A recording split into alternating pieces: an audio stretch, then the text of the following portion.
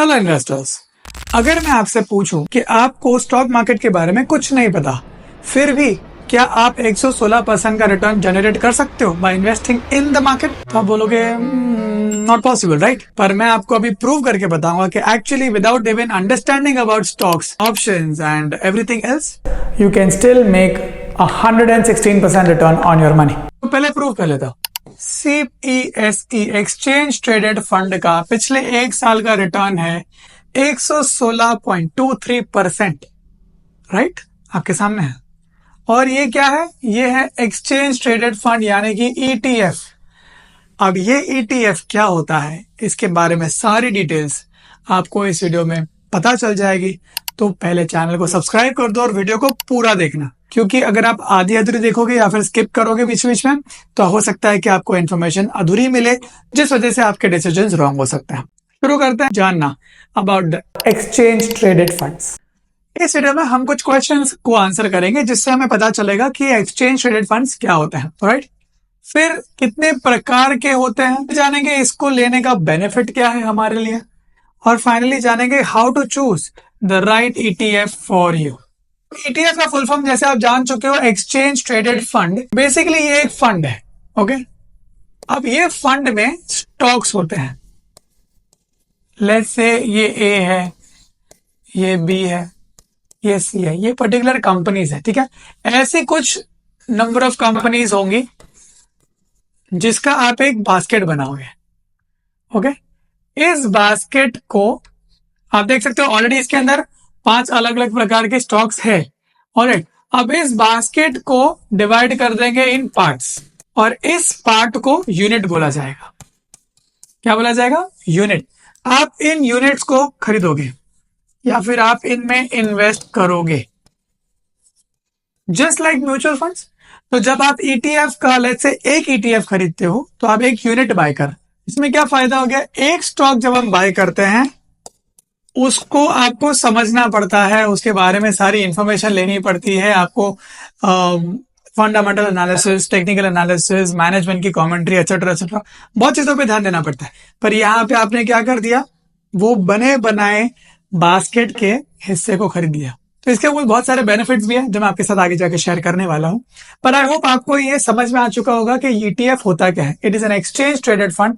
ये जो यूनिट्स आप लेते हो, ये यूनिट्स जस्ट लाइक शेयर्स, ये होती है लिस्ट, ठीक है? ये यूनिट्स जो आपके शेयर्स हैं, उसी तरह ये यूनिट्स भी लिस्ट होती है एक्सचेंज पे, NSE BSE पे, जिसको आप डेली बेसिस पे ट्रेड कर सकते हो, ओके? यानी कि जिस प्रकार शेयर्स में रोज बाइंग सेलिंग होती है, वैसे इन एक्सचेंज ट्रेडेड फंड्स में भी बाइंग सेलिंग होती है। तो ये तो एक हाइपोथेटिकल एग्जांपल था, बट अगर इसका मैं एक रियल लाइफ एग्जांपल लूं, तो लेट्स से हम लोग बात कर रहे हैं निफ्टी के टॉप 50 स्टॉक्स की, बेसिकली जिससे निफ्टी बनता है। अगर मुझे निफ्टी जो पूरा तो मैं बाय नहीं कर सकता, इंडेक्स को मैं बाय नहीं कर सकता, तो इन 50 कंपनीज को जो निफ्टी में आती है, उनका अगर एक बास्केट बनाया जाए और उस बास्केट के मैं यूनिट को खरीदूं, तो बेसिकली मैं निफ्टी के कुछ पार्ट्स को खरीद रहा हूं। यही बात हो गई। तो ऐसे कई सारे ETFs लिस्ट होते हैं, वो मैं आपके साथ आगे जाकर शेयर करने वाला हूं। हाउ मेनी टाइप्स, कितने प्रकार के ETF अवेलेबल है, ठीक है? आपको लग रहा होगा खाली इक्विटी के होते हैं, नहीं। ऐसे कुल मिलाकर 5 प्रकार के ETFs होते हैं। बॉन्ड मार्केट का ETF होता है, जिसमें गवर्नमेंट की लॉन्ग टर्म सिक्योरिटीज, गिल्ड्स जिसे बोलते हैं, वो लिस्ट होती है, वो आप परचेज कर सकते हो। दूसरा है इक्विटी ETF, जो भी मैंने आपके साथ डिस्कस किया। तो वैसे जो स्टॉक्स लिस्टेड होते हैं ऑन द स्टॉक एक्सचेंज, उनका एक बास्केट बनाया जाता है, जिसके ETFs आपको लिस्ट हो जाते हैं, जैसे निफ्टी, बैंक 20। तीसरा होता है ग्लोबल ETF, यानी कि अगर आप इंडिया में रह के पूरी दुनिया में कोई बड़े एक्सचेंज पे कोई दूसरा स्टॉक या फिर कोई दूसरे इंडस्ट्रीज को आप एक्सपोजर लेना चाहते हो उनकी तरफ, तो आपको एक ग्लोबल ETFs भी मिल जाएंगे। फॉर एग्जांपल NASDAQ 100 होता है, ये भी आपके लिए अवेलेबल है। फिर हो गए सेक्टोरल या फिर थीमेटिक। लेट्स से अगर आपको है ना कोई पर्टिकुलर सेक्टर पे, जैसे कि माइनिंग हो गया, मेटल्स हो गया, या फिर अगर आपको एक थीम पे काम करना है, जैसे कि इलेक्ट्रिकल व्हीकल्स की थीम हो गई, तो आपको उन पे काम करना है, तो उनके लिए भी स्पेसिफिक स्टॉक्स का एक बास्केट बनता है, जिसको थीमेटिक ETF कहा जाता है। फिर एक गोल्ड ETF भी अवेलेबल है, इसका एक्सपोजर गोल्ड की तरफ ही, ऑब्वियसली आप आगे जाके उसको रिडीम कर सकते हो। और एक फायदा ये होता है कि वहां पे आपको सेफ्टी मिलती है, आपको स्टोरेज के लिए कहीं पे घर पे रखना नहीं है, लॉकर नहीं चाहिए, डिजिटल तरीके से स्टोर भी हो जाता है ना। तो ये हमारे लिए फायदेमंद हो जाता है। तो इस प्रकार के कुछ 5 ETFs आपके लिए अवेलेबल है जो कि आप यूज करेंगे। एंड इसमें निवेश करने में ऑब्वियसली देखो, हर एक ETF का अलग रिस्क एपेटाइट है, अलग एक्सपोजर है, तो हर एक के रिटर्न सेम नहीं होंगे। जो मैंने आपको बताया था अभी इनिशियली 116% का जो रिटर्न था, वो कहां से आया था देखते हैं। ये 116% का रिटर्न जो आया है एक साल में, वो मुझे मिला है CPSE exchange traded fund. CPSE का मतलब होता है central public sector enterprises, simple term में बोलेंगे तो PSUs। तो क्योंकि पिछले 1 साल में या 3 साल में पब्लिक सेक्टर की जो कंपनीज है बहुत ज्यादा रैपिडली ग्रो कर रही है, फिर प्रॉफिटेबल हो रही है, तो उस वजह से वहां पे शेयर प्राइसेस बढ़ रहा है। इसलिए ये जो एक्सचेंज ट्रेडेड फंड है CPSE, एक सेक्टोरल फंड है, एक थीमेटिक फंड है, जिसका पूरा फोकस किस पे है, पब्लिक सेक्टर कंपनीज पे। इसलिए इसका रिटर्न ज्यादा है, क्योंकि थोड़ा सा हाई रिस्क है ना, कॉन्सेंट्रेशन हो गया, यहाँ पे ज्यादा डाइवर्सिफिकेशन नहीं मिल रही है आपको। तो इस वजह से आपको ध्यान रखना है कि आपका जो ये एक्सपोजर है वो सेक्टोरल है, थीमेटिक है, या फिर थोड़ा ज्यादा डाइवर्सिफाइड है, ग्लोबल है। तो आई होप आपको टाइप्स ऑफ ETF समझ में आ गए। Very good, let's go to the next question. Benefits of investing in ETF। क्या फायदा है अगर मैं ETF में इन्वेस्ट करूं? अगर मैं बेनिफिट्स की बात करूं तो सबसे पहला बेनिफिट है आपके पास डाइवर्सिफिकेशन। यानी अगर लेट्स से आपने निफ्टी 50 के ETF में बाय किया, तो इसमें क्या हो रहा है, आपको एक्सपोजर मिल रहा है 50 बड़ी बड़ी कंपनीज जो अलग अलग सेक्टर की है, अलग अलग बिजनेसेस करती है। तो आपका जो डाइवर्सिफिकेशन है वो हो जाता है बगैर कुछ आपका किए। आपको खाली बैठना है, निफ्टी ETF बाय किया, निफ्टी 20 बाय किया, you are getting exposures to the top 50 companies of the country. दूसरा बेनिफिट है लो कॉस्ट। यहाँ पे ना एक कॉस्ट होता है जिसको बोलते हैं एक्सपेंस रेशियो। अभी आप अगर म्यूचुअल फंड इन्वेस्टर हो गए तो आपको पता होगा कि जब आप म्यूचुअल फंड बाय करते हैं तो उसको मैनेज करने की एक फीस होती है, तो वो फीस को कहते हैं एक्सपेंस रेशियो।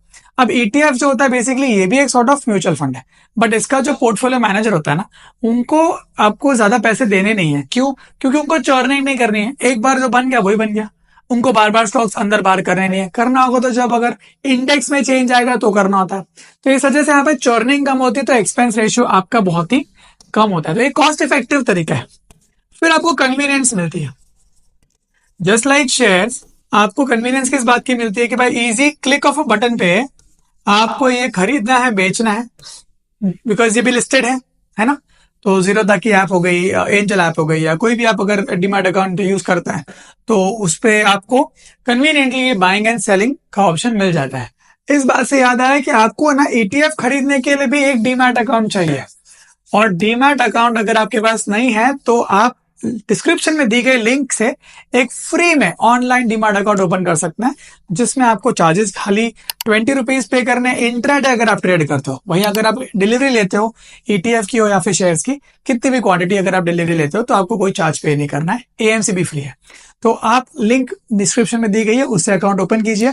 और साथ ही साथ मैं आपको मेरे प्राइवेट टेलीग्राम चैनल में ऐड कर दूंगा, जहां पे मैं डेली अपडेट्स भी देता हूं मार्केट को लेके। साथ ही साथ मैं आपको कुछ रिसोर्सेज भी दूंगा विच इज वर्थ 5000 रुपीज, पर मैं आपको वो फ्री में दूंगा if you open an account with this link. तो अभी अकाउंट ओपन कीजिए एंड शुरू कर दीजिए अपनी इन्वेस्टिंग जर्नी। कन्वीनियंस के बाद आपको क्या मिलेगा यहाँ पे? लिक्विडिटी। देखिए, अगर आप रियल एस्टेट में इन्वेस्ट करते हैं तो आपको पता है कि भाई कभी कभार बाइंग में ही मतलब इतने सारे प्रोसेस है कि जिसमें महीनों निकल जाता है, ठीक है, डॉक्यूमेंटेशन ये वो, और पैसा आपका कहीं ना कहीं फंस जाता है। पर यहाँ पे आपको लिक्विडिटी मिल जाती है कि आपको एक क्लिक ऑफ द बटन से बेच दिया आपने, और 1-2 दिन में आपके अकाउंट में पैसा आ जाएगा जिसको आप यूज कर सकते हो। तो लिक्विडिटी का भी बहुत अच्छा यहाँ पर आपको सहूलियत प्रोवाइड किया जाता है। फाइनली जो सबसे इंपॉर्टेंट बेनिफिट है वो है आपका पोटेंशियल ऑफ ग्रोथ। देखो, इंडिया एक ग्रोइंग इकोनॉमी है, हमारी पॉपुलेशन यंग है, पैसे खर्च करते हैं, लोग घूमने जाते हैं, लोग बहुत चीजें कंज्यूम करते हैं। तो because we are a very young country, हमारी ग्रोथ बहुत ज्यादा होने वाली है आने वाले दिनों में, और उसका बेनिफिट आपको ऑब्वियसली इंडेक्सेस में देखने मिलेगा। ठीक है, आप देख चुके होंगे 2020 से लेकर अभी तक हमारा इंडेक्स पहुंच चुका है 7000 से लेकर 22000 23000 तक पहुंच चुका है, करेक्ट। आने वाले समय में ये 50000 भी चला जाएगा। तो उस ग्रोथ का बेनिफिट आपको मिलेगा अगर आप ETF में इन्वेस्ट करते हैं। इसमें आपको एक और बेनिफिट ये है कि भाई स्ट्रेस नहीं है, आपको कुछ दिमाग लगाना नहीं है। उसी इंडेक्स में चेंज आ रहा है तो वो ऑटोमेटिकली आपके ETF में भी नजर आ जाएगा, आपको ज्यादा दिमाग लगाने की जरूरत है नहीं। एक्सचेंजेस कोशिश करेंगे कि भाई आपको best of the best stock he Nifty में रखे जाए, सेंसेक्स में रखे जाए। आपको फंड मैनेजर पे भी ज्यादा रिलाई करने की जरूरत नहीं है, क्योंकि ये सारा काम एक्सचेंज ही करेगी। So it is a very stress free sort of investment for you, specially if you are young. तो आप इसके अंदर SIP भी कर सकते हो, ये भी बहुत अच्छा तरीका है। आप इसके अंदर SIP करो ताकि एक पर्टिकुलर पीरियड के बाद में आपके पास बहुत ज्यादा यूनिट्स भी आ जाएगी at an average price which is going to be much lesser than what you gonna see in the next 10 years। How to choose the right ETF for you, क्योंकि हर एक पर्सन अलग होता है, हर एक पर्सन की पर्सनालिटी अलग होती है, हर एक पर्सन की सिचुएशन अलग होती है। तो आपको आपके रिक्वायरमेंट के हिसाब से कैसे चूज करना है the best ETF, let's find out. उसके लिए आपको कुछ चीजों का ध्यान रखना पड़ेगा एज पर योर सिचुएशन। सबसे पहले आपको जानना होगा आपके गोल्स क्या है, आप अचीव क्या करना चाहते हो आपके ETF इन्वेस्टमेंट से। अगर आप यंग हो तो ऑब्वियसली आपका ऑब्जेक्टिव होना चाहिए वेल्थ जनरेशन का, ठीक है, कि over a period of time मेरे को बहुत बड़ा कॉर्पस जमा करना है। दूसरा हो गया, अगर आप थोड़े से एजेड हो या फिर आप थोड़े से मिडिल एज में हो और आपके पास थोड़ा एक्स्ट्रा कैश है जिससे आप शॉर्ट टर्म में या फिर आप उसको लिक्विड रखना चाहते हो बट साथ साथ में थोड़ा एक्स्ट्रा पैसा भी कमाना चाहते हो, तो उसके लिए आप इन्वेस्ट कर सकते हो ETF में। पता होना चाहिए कि आपका रिस्क टॉलरेंस क्या है। अगर आप रिस्क टेकर हो, आपके पास में एक कुशन है कि आप रिस्क ले सकते हो, तो then you can go for thematic ETF, ठीक है। जैसे कि मैंने अभी जस्ट बताया आपको CPSE वाला या फिर इलेक्ट्रिक व्हीकल्स वाला। एक्सपेंस रेशियो पे भी आपको ध्यान रखना है। देखो जनरली एक्सपेंस रेशियो कम होता है, बट अगर कोई पर्टिकुलर थीमेटिक ETF है तो हो सकता है कि वहां पे चर्न ज्यादा करते हो, तो आपको उसका ध्यान रखना है बस। It's nothing to be worried about that, but you should keep this in your mind also. Alright, तो आई होप आपको ये सारी चीजें समझ में आ चुकी है ETF के बारे में। चैनल को सब्सक्राइब कीजिए, मैं आपको मिलूंगा अगली वीडियो में। Take care.